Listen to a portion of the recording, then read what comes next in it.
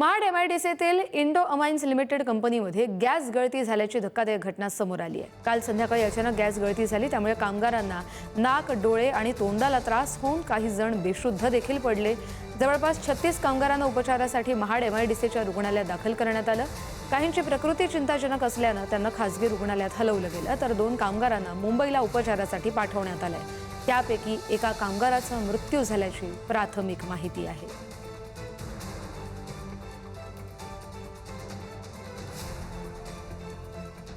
ती कंपनी आहे ज्या कंपनीमध्ये काल सायंकाळी वायू गळती झाली होती आणि या वायू गळतीमध्ये एकाचा मृत्यू झाला। एक जण अत्यवस्थ अवस्थेत मुंबईमध्ये हलवण्यात आलेला आहे आणि या कंपनी समोरील विरल कंपनीमधील जवळपास 30 पेक्षा जास्त कामगारांना या वायूबाधा झाल्या कारणाने MMAच्या हॉस्पिटलमध्ये दाखल करण्यात आलं होतं।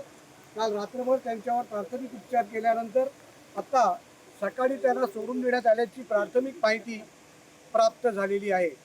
महाड औद्योगिक वसाहतीमधील केमिकल कंपन्यांमधील असुरक्षितता या निमित्ताने पुन्हा एकदा समोर आली आहे। अपघात झाल्यानंतर 12 तासानंतर देखील पोलीस प्रशासनाला या संदर्भात कोणतीही माहिती देण्यात आली नसल्याचे खात्रीलायक वृत्त सूत्रांकडून प्राप्त झाले आहे। आत्ताच या कंपनीमध्ये महाडचे DYSP आणि फॅक्टरी इन्स्पेक्टर यांनी भेट दिली असून त्यांची आतमध्ये कंपनी व्यवस्थापनाबरोबर झालेल्या घटनेसंदर्भात चर्चा चालू असल्याचे सांगण्यात येत आहे।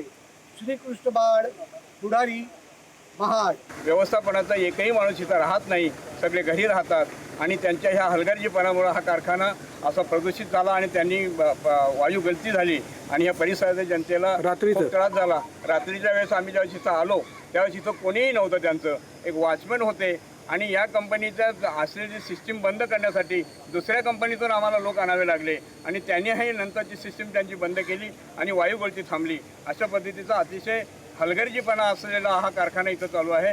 आमची सगळ्यांची विनंती आहे, हा घाणेरडा कारखाना किंवा अशी हलगर्जीपणा असलेली जी व्यवस्थापन इथं नको आहे, हा कारखाना बंद व्हावा।